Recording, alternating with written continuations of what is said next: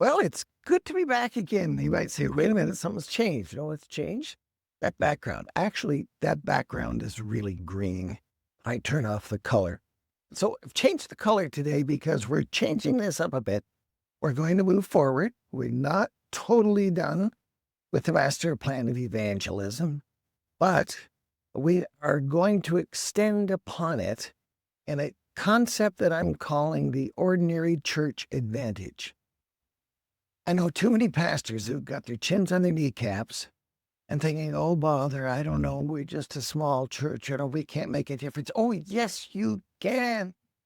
Jesus made a difference with just a few. That's what Coleman has established extremely strongly. And we're going to look at that again, we're going to review it a bit today and then come back and mention it next week. But of the same era, 1960s, 1963 was Coleman, then 1975-ish, a couple of other books were published that were saying, wait a minute, folks, we're not getting this right. And I'm telling you that all of these guys had lots of good things to say, no exceptions. Were they 100% correct? Of course not. I'm not 100% correct. I know that. You're not 100% correct. But these guys were kind of over 90 percentile as far as I'm concerned in what they said. And some of the things that they said way back then, before most of you were born, are still true today. That we didn't apply it. It's not that their books were wrong. It's not that their concepts were wrong. It was that people were concerned more about getting the knowledge than they were about actually making a difference by changing their actions. So we're starting on a new project this week, and I'm excited about it because it will review some of those things, but it will have connected to it practical steps. I think that Coleman tended in the writing of his book to say, well, we should make a difference about that and you should do this or that, but it didn't break it down into the absolute minimal steps and concerns that you have to have in providing leadership in a local church. We're going to look at some things coming forward on the global church and where it's working and what's working. We're going to look at just a whole bunch of different things that were happening then. These writers that we're going to refer to said, wait a minute, we've got things out of whack. And I think we've still got them out of whack today. But the funny thing to me is that when I cite these things to people, they say, oh, well, that's new and different. It's not new and different. It's been hiding in the back of the cupboard on the top of the bookshelf behind all the other books where nobody could find it. So I'm hoping that in doing it in a new format, will make a difference by helping you see differently, understand differently, but most importantly, act differently. Not going to be a big change. We're going to work on the basis of evolution, not revolution. It's one of the principles under which we're working. I anticipate that by the time we get done with this whole series, we're going to have maybe as many as a dozen books. And we're going to start. We're going to start with, let me just get to the right scene here. There we are. We're going to start with this concept of the ordinary church advantage. I will submit to you that the ordinary church, that church which you think of as boring, has more in common with what Jesus did than you might imagine, and has more, therefore, more capacity to make a huge difference in the world. But you're not going to see it this week. You're not actually going to see it this year.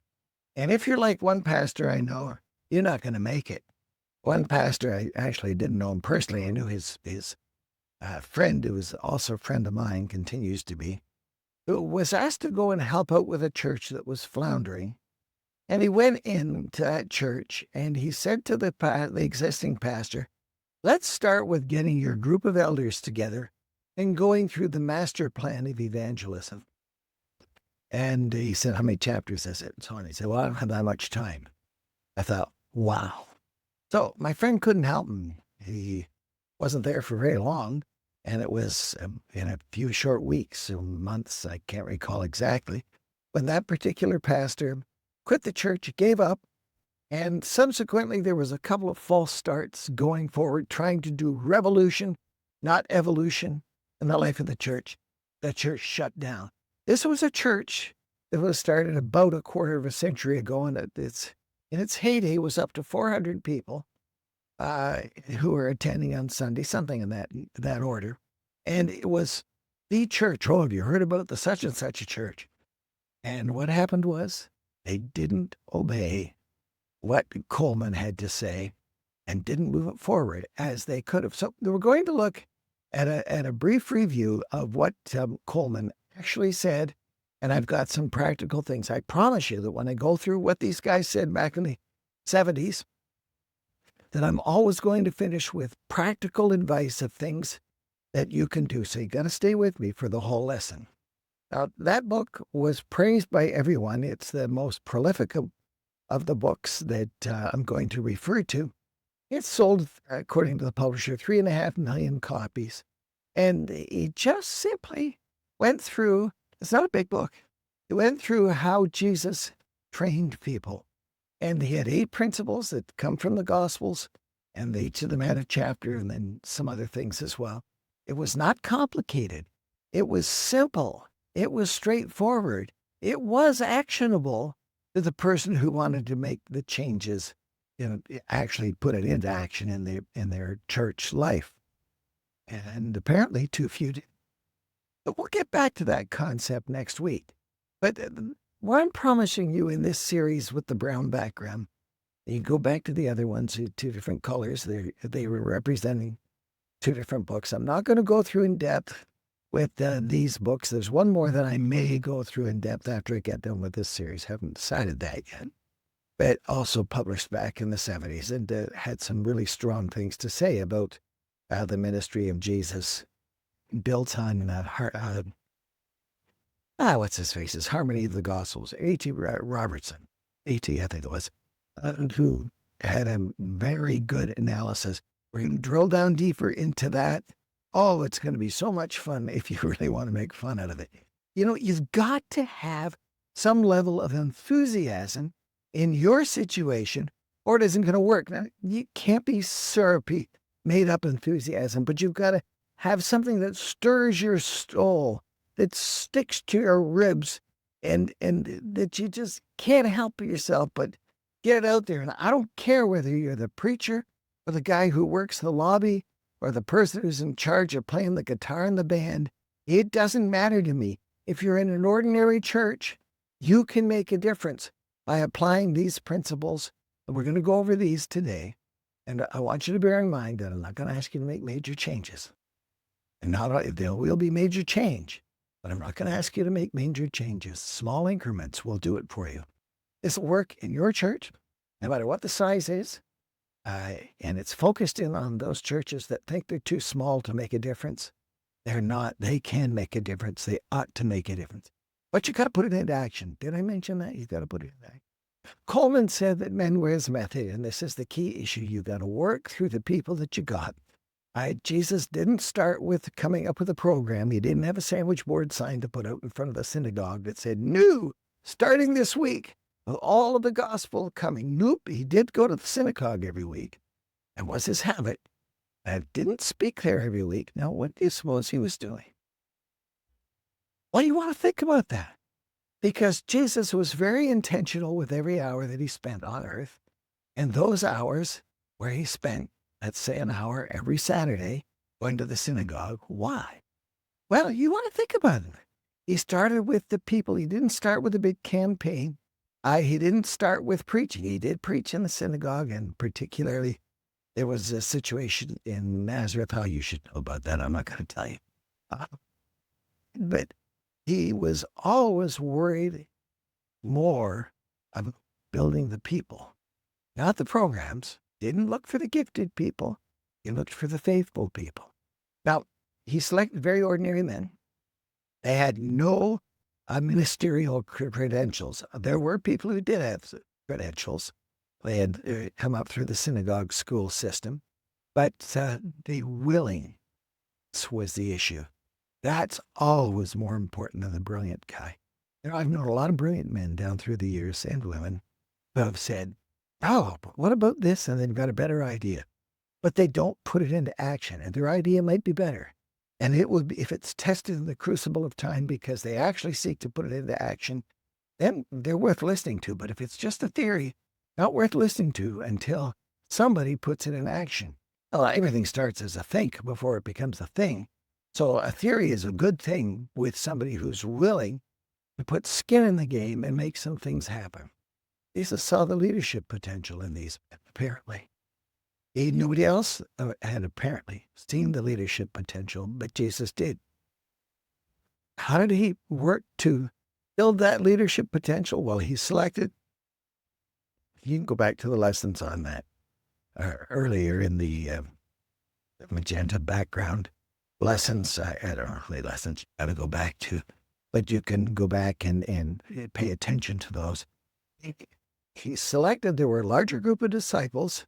It was perhaps a year into his ministry where he, from the broader group of disciples, and very prayerfully selected. He selected. He didn't take the people who came and raised their hand, although they did raise their hand to being spiritually attuned and aware, and that's quite clear from the original group of John the Baptist followers that Jesus selected and used.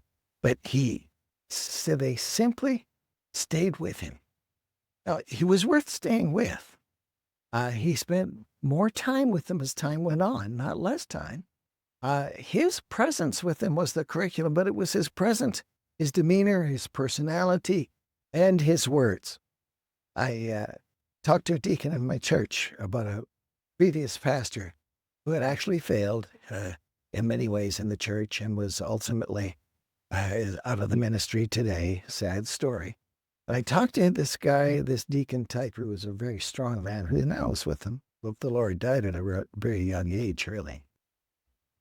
And we sat in his living room, and he wasn't trying to be critical, but he was talking about this previous pastor who had what was all for the things that they had in common with their trucks and their hobbies and so on.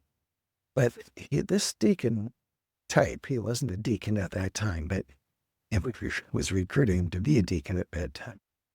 He recognized that this other guy had wanted to talk about all the other things, but never had any discussion with him about spiritual things or about moving the church forward and moving him forward in his Christian life in any practical way. Often pastors think, oh, they're just talking shop. Those guys are craving, they're hungry for some leadership by demonstration. Whoops, I jumped ahead of myself. In the association with Jesus, they could see that Jesus was different. And he expected them to be dedicated to the task. It was the price they had to pay. He said on several occasions, follow me. And it always followed up with, I'm going to change you, man. And they said, okay, I'm in on that. Not follow me to the degree that you want to, but I'm submitting myself to your leadership in my life so that you can change me. And their loyalty to him mattered so much more than being smart. Now, blind loyalty is a dumb idea, but loyalty to the perfect Son of God is the best idea out there. So along the way, there were people who, when they saw some of the teaching of Jesus, they said, no, I can't do this anymore, and they quit. And Jesus didn't chase them. He said, well, you're going to go too, guys. And they said, no, where else we go? You got the goods. So that's how Jesus worked with people. And with those people, he imparted what he had. He gave himself to them in every way. And I expect they had some good laughs together. We don't have any records of that, but I expect that sitting around the campfire, they would be talking about the ordinary things of life, and they would be demonstrating some fun things that happened, maybe some embarrassing moments. And they'd be marveling together over the joy of seeing someone healed or someone turn around in their life. When you love people, you always give them what you got, if what you got's worth giving. And imparting to his disciples, which was what Jesus was about, and it should be what you are about. And you can't do that in the lobby on Sunday morning. You can't do that with everybody. If you've got more than maybe 20, 25 people. You can't give yourself to everybody, so you got to figure out how to manage that, and we'll get to that later. Jesus demonstrated, and this is the point that Coleman brings out in the book, whole chapter on it. He demonstrated to them how to pray. He demonstrated that he was full of Scripture, and he quoted the Scriptures often. He modeled soul winning daily. He spent much more time with individuals and small groups than he spent with large groups. That comes as a shock to some people, but if you're going to be like Jesus, you're not going to invest your time behind a computer screen so you can have the perfect presentation on Sunday. See, that's one of the things that's an advantage of the ordinary church. They don't expect you to be like the big guy who's out there. He's got all the time in the world, and he's got the media team, so there he goes. And tickety, boom, blah. You know, the lights come up at the right time. The screen is good. And he gets to walk around with a mic and his designer sneakers and ripped jeans. Look really cool. And he'll draw a crowd. And he's not all bad. And some of those guys have some good things to say. But you have an advantage because you're ordinary. Just like the people you're working with.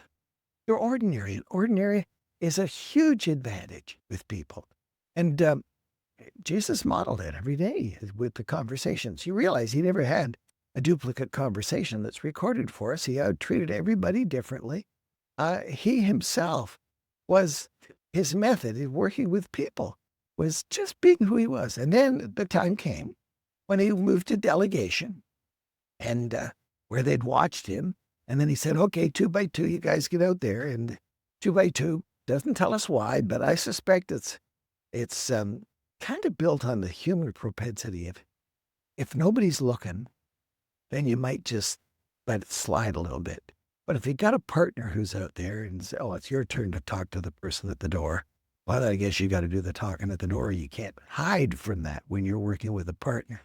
So he sent them out 2 by 2, and they had some success and some not so successful moments, but they were given the instruction to go and look for the guy who's most responsive, and if can't find him, move on to the next town.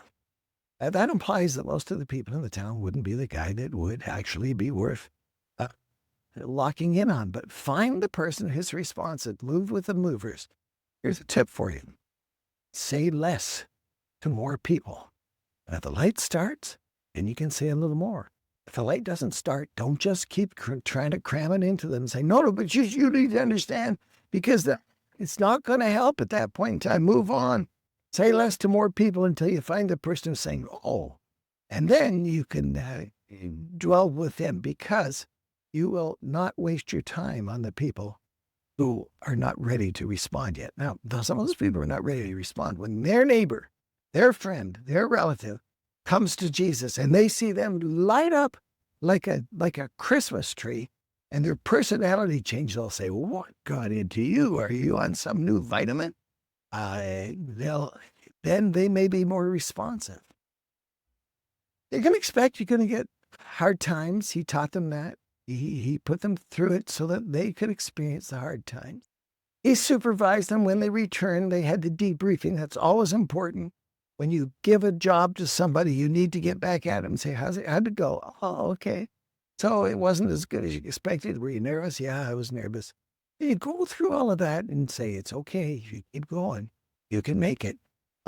He corrected their failures. He rewarded their successes.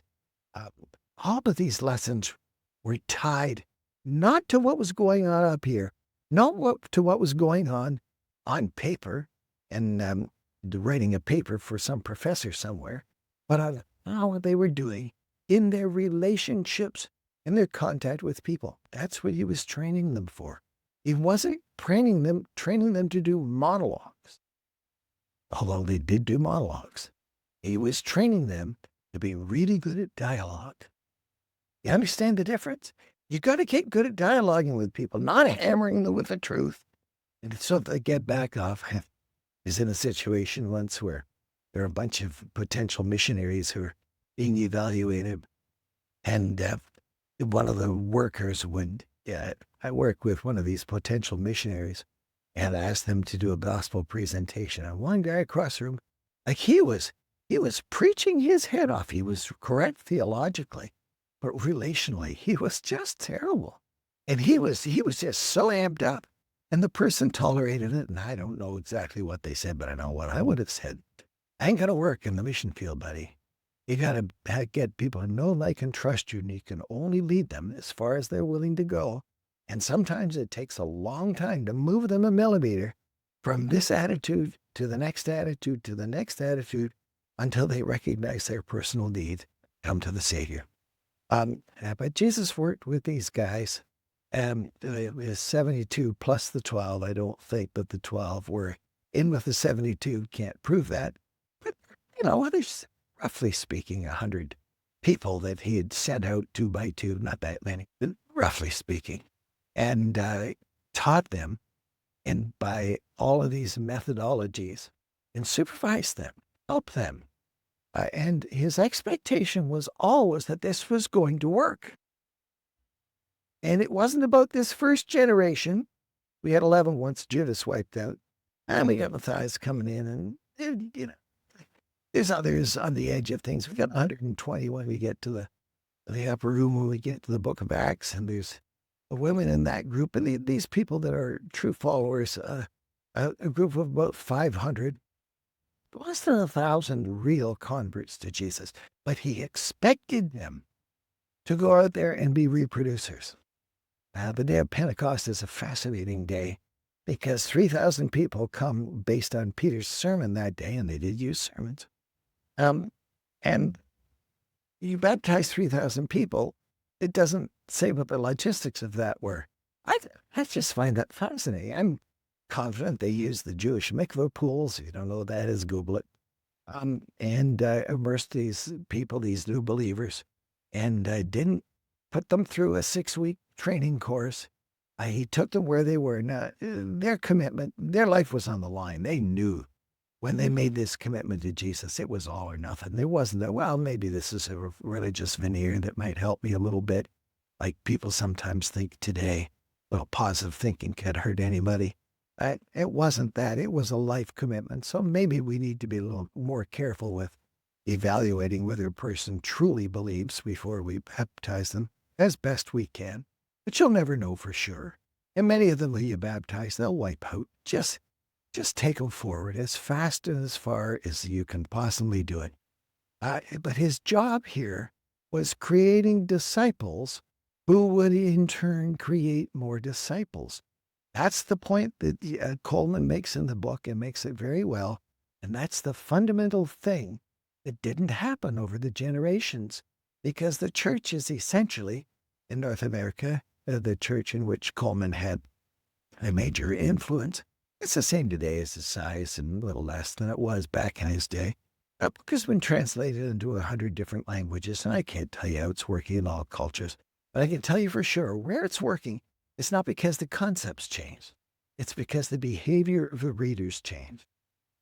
Some will argue that a lot of those books, 3.5 million books that are out there, went to seminary students who went, had to be freshmen who would read the thing superficially, but not truly ingest it. And it would go on the shelf and they'd never see it again. I prove that one way or the other. But the math always works. I like thinking about 4, because I think 4 is a reasonable number we can all understand. 4 in a week, 4 in a month, 4 in a lifetime, just 4 people. And you can't name 4 people who you had a deep and significant difference in their life because they followed your example. Fix it. Fix it now. I don't care how old you are. Fix it now. Go find one. You can't 3, like Dawson Trotman back in the day, he founder of the Navigators, great. He had this sermon, where's your one? Where's your man? Where's your woman? Where's that one person that you're focusing in on today? It wasn't about the masses. It was about the one. And just by the way, Billy Graham hired Dawson Trotman because Billy Graham, who was known for being the man for the masses, really recognized that it came down to that one person. And he had Dawson help him with the follow-up in his ministry. It's always about the one, the next one. And if you can find four who find four who find four, and I know that's not all that realistic because roughly speaking, at every level, 50% are going to drop out on you. So to get your four, you've got to go through 40. I don't know. Lots of people who will come and go, but at least 8 who, and some of them will turn on you. It happens all the time. Some of them will turn on you, and it'll hurt when they turn on you. And they'll say, you're the problem, when they don't want to recognize that you were never claiming you were perfect, but they don't want to pick up the good things from your example and your testimony and your demonstration. And they want to kind of justify themselves. Over 20 years, you can reach 20,000 people. Theoretically, if you get it right, okay, cut it in half, make it 10,000. You don't have to be working in a big church, an ordinary church. Your ordinary church, and by ordinary church, I mean less than 100 people, particularly less than 100 people on a Sunday, probably 60 is kind of the middle group of that ordinary church size. Half will be fewer than 60. Half will be larger. In some places in the world, there's an emphasis on house churches. It doesn't seem to have taken off in North America the way some would wish that it would. And we can talk about that in subsequent lessons. But you can make a huge difference going forward over the generations. You might not be alive to see the 10,000, but you can make the difference that will create the 10,000. It might be a slow start for you, but it could also be an astounding finish generations later when somebody. Ordinary churches can make this difference, and you as a leader can do it. Now, in order to make the difference, you've got to change your habit loops. Now, I'm writing this up in a book, Still Meaning To, and it's a chapter in there, and if you want it, ask me. I'll gladly give you the chapter, the draft of it. It's not totally finished yet. Your life is run by habit. And for example, Jesus had a habit, as his custom was, of going to the synagogue every Sunday. You have, every Saturday that would be, you have that habit in your life, right? You have a different routine for the Sundays of your life. You think about that. And it's a habit loop. Now, some of the people who are on the edges of your church and not deeply engaged are not there.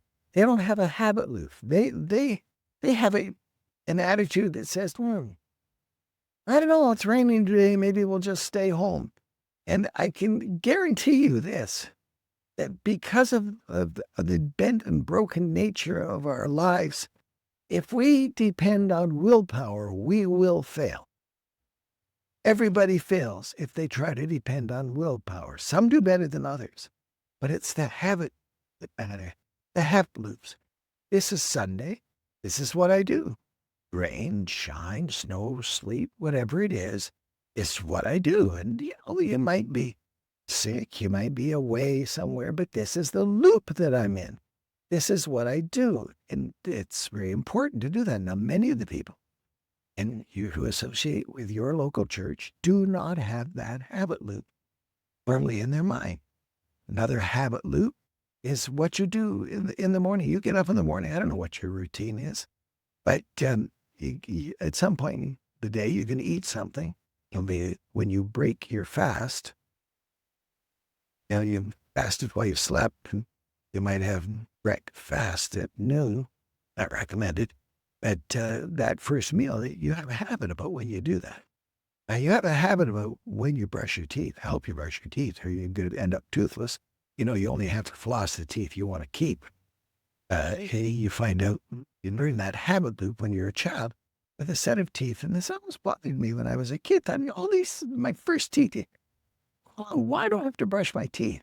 It was building the habit loop, folks. That's what it was doing. And it's some kids, I don't want to brush my teeth. And if a kid doesn't brush his teeth, he's going to be in big trouble. He needs to fix those first set of teeth, but his second set of teeth are going to rot out. And he's going to be a toothless wonder by the time he's 30. He's got to have the right kind of habits built into his life. So change your habit loops. If it's not working for you, find one small habit and change it. Like you can show up on Thursday morning at 10 o'clock And I intend to be here, Lord willing. And if the technology doesn't let me down, and if I don't let the technology down, I'll be here. If I'm sick, then we'll make up for it as best I can. If I die, somebody else is going to have to pick up the ball and carry on for me. But we are going to get breakthroughs together, because I'm going to inspire you a little bit. And if you want to talk to me personally, you can always phone me. I'm easy to find. You can always email me. I'm easy to find. And I will always respond to your first effort. But I can tell you that I'm going to do some things with you just to see what you're made of and whether I have the what's left to invest in you as one of my current 4. Now, schedule yourself deliberately. One things that you need to understand is busy people aren't busy 6 weeks from now. Have you ever noticed that?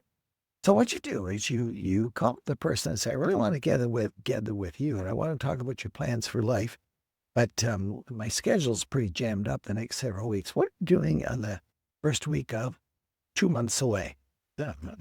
Okay, can we set that up on a Tuesday morning at 10 o'clock where I'll meet you at such and such a coffee shop? Make it an obscure coffee shop. Don't make it the main branded one in your town, because he'll be at one and you'll be at the other one, and you'll get mixed up. Make it a firm. Confirm it the day before or 2 days before or whatever you need to do in your context. But set up the appointment way out there, and that's real easy because it's just in the calendar. The calendar becomes dominant in the way you have your head on it, because you pay attention to the appointments that you have. Be very deliberate in settling. Be very in settling your schedule. Be very strategic in who you spend time with. There'll be gobs of people who want your time. They just want to kind of plug their umbilical cord into you and get some nourishment and go away and live the way they wanted to. They don't want to change. So you can actually give them a challenge. Say, sure, you can call the office or call me on Tuesday or when I'm in the office and I got my schedule in front of me, or whatever works for you. But first, I want you to write out the 10 things that yada, yada, yada, the 2 things that da, da, da, da, whatever it is, but that you want to talk about. You know what? They're not going to call for that appointment. They're not going to accept that responsibility. But if they do, then it's somebody you can meet with. So you can't say, oh, I'm too busy for you. I don't have time for you. You don't have to say that. They'll opt out themselves. They do it all the time. They won't even necessarily cancel the appointment, but they would if they make one, but they won't make the appointment. That works is a tremendous tool just to filter the crowd. You got to be recruiting relentlessly at the entry level. At the same time, you don't want to promote somebody too quickly. Now, there's a word used in 1 Timothy 3:6, which is translated often recent convert. Yeah. It is the word that in Greek means newly planted. So I guess that's a recent convert. I guess that's a reasonable translation. Newly planted. It's a Greek word from which we get the word neophyte. Neophyte. It's actually almost exactly a transliteration of that. So be careful about what you do with a neophyte who says, oh, I am so in. I'm going to be up to my ears in this. I'll do this. I'll do that. Just do it. Just show me. We'll give them one test and say, okay, Tuesday morning, I expect to get a text from you at 6 a.m. And if I don't, I will rearrange my schedule for the day because I won't be able to waste the hour that we were going to spend together. And actually move forward with them on that basis. Be careful with the neophyte. Use what I call checkerboard management. You know what it's like when you play a game of checkers, and I'll get back to this in another lesson. But you make a move, and then you kind of sit there and wait what the other person thinks about their move. Don't make the second move unless we have the conditions under which the person has made their move, or at least knows what they need to do next and knows that you won't be coming back nagging them about the thing. Make sure they do what they said they were going to do. It'll thin out the crowd real quick. You get to your calendar before anybody else does. Oh, Pastor, can I see you on Thursday morning? Well, I'm all tied up Thursday morning, but tell you what, I'm up with another alternative. And, why is it so urgent? It's not as urgent as they think it is almost always. So you control your own schedule. Don't let them control. Don't let them think you're their servant. You're their leader. You're the servant leader, but you're also the leader, and demonstrate that time is important for you. Don't don't turn people off just because you had something else you'd rather do, but always give them the opportunity to make the next move. And stop forgetting. And you say, oh, I'll get back to you. Then get back to somebody. And you have to externalize that memory. Make a note to yourself. Put it on your phone. Put it on a Post-it note. Write it on your forehead. I don't know. But you've got to externalize the memory, because things that you think you're going to remember, you won't remember.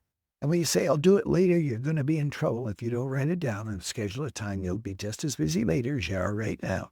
So you may as well take the 5 minutes and do it right now. Be known for somebody who always does what they said they were going to do when they said they were. That's what they say they were going to do when they said they were going to do it. Always keep your promises and stay on track. Now, all of these things are built on what Coleman talks about in his book and how Jesus behaved. Can you imagine Jesus failing on an appointment that he made? And since he made appointments, he dealt with people as it came up. But he did go to the synagogue regularly, and I think that's where he was fishing for new people. And you can fish for new people in the crowd that gathers on Sunday morning and say, oh, they're so lethargic, they're not responsive. You be enthusiastic, and your enthusiastic will be caught by someone. It'll irritate the socks off of some of the others, and some of them will reject you, and some of them may leave the church. Yeah. Then Jesus let them go. You love them, but you're not going to let them drain all of the power that your church has. The ordinary church has an advantage. We're going to use the acronym going forward, OCA,